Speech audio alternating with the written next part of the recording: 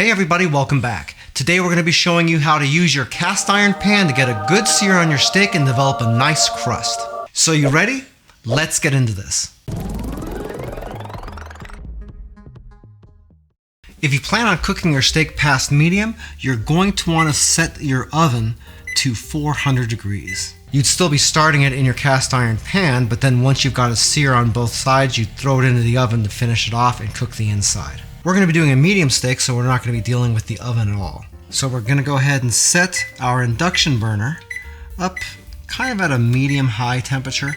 You want to go too high too fast, and we're going to let this heat up thoroughly. The key to a good sear is a really hot pan. You don't want to put the meat in there too soon, otherwise you're going to end up cooking the meat too far before you can develop a nice crust, and we don't want that. Also, it's a really good idea to be starting with a seasoned pan. If you don't know how to do that, we do have a video linked above that shows you how to season your pan along with some other misnomers that you might have about cast iron. So if that interests you, you might want to check it out. Since our pan's already seasoned, we can go to the next step. So you just put a little bit of oil in here, and we're going to let this thoroughly heat up. While the cast iron pan is heating up, we're going to season our steak. You can season your steak however you like, but I like to put a little bit of granulated garlic on it, some salt, a little bit of thyme, and a whole bunch of black pepper. Keep in mind when you cook black pepper, it loses a lot of that spice, so you're really free to put a lot on there if you want. Make sure you pat that in a little bit, and you're going to do the exact same thing to the other side. Remember, whatever you season this with is totally up to you. Anything works fine. In fact, if you'd like to get a really dark black sear, you can do a little bit of paprika and cayenne pepper combination on there, and that'll give it that nice dark color.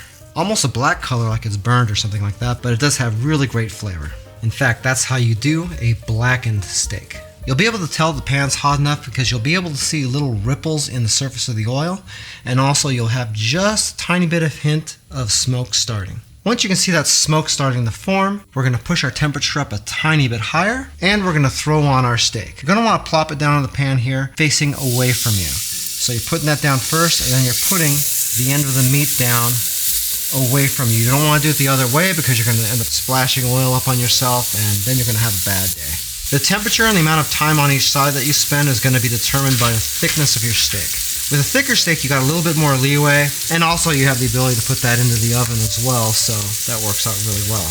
In our case, our steak is only about ½ an inch thick or so we really want high temperature here because we need to develop that sear and crust on both sides before we end up cooking this steak too much. So we'll probably want to leave it on here about 4 minutes or so before we flip it. It just sort of depends. Very important, don't be lifting up the steak, looking at the bottom, trying to see if you've got that crust yet.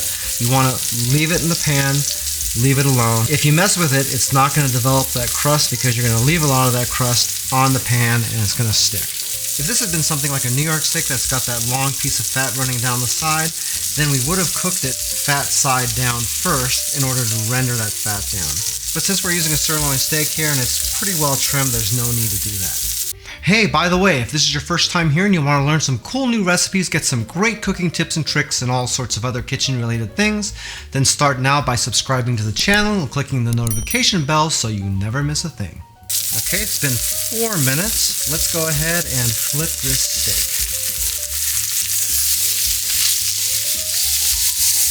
And you can look right there and you can see that's really got a nice crust formed on this side already. So we're halfway there, folks. A good trick you can use to determine how well done your steak is just to take your hand, bring your thumb up to your index finger, and hold it there really with no force at all. If you touch the area where your thumb and index finger meet, that's about what rare feels like. And then as you increase the pressure, this will get a little bit harder, and that's the same thing as the meat down there. So if you have your fingers pushed together as hard as you can and you touch this area right here and it's nice and firm, that's what well done feels like. And really all you gotta do is, if I'm looking for a rare, and I just close my hand like this, I touch, and then I touch the steak, I can really tell exactly how well done that's cooked. 2,000 years later. Alright, that's our 4 minutes on that side. So we're going to get this off the heat.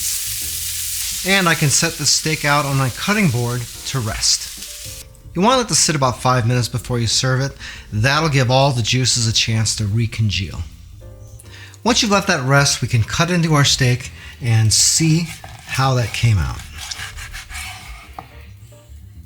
And as you can see, that just looks like a perfect medium. If you've ever held a cast iron pan, the first thing you're going to notice is how heavy they are. All that weight equates into really great heat retention, and that's one of the biggest reasons you get such a good sear off of cast iron. If you're thinking about getting a cast iron pan, you can check out this video up here that will go through 4 of the biggest mistakes that people make when they're trying to use those. Anyway, until next time, I hope you have a phenomenal day.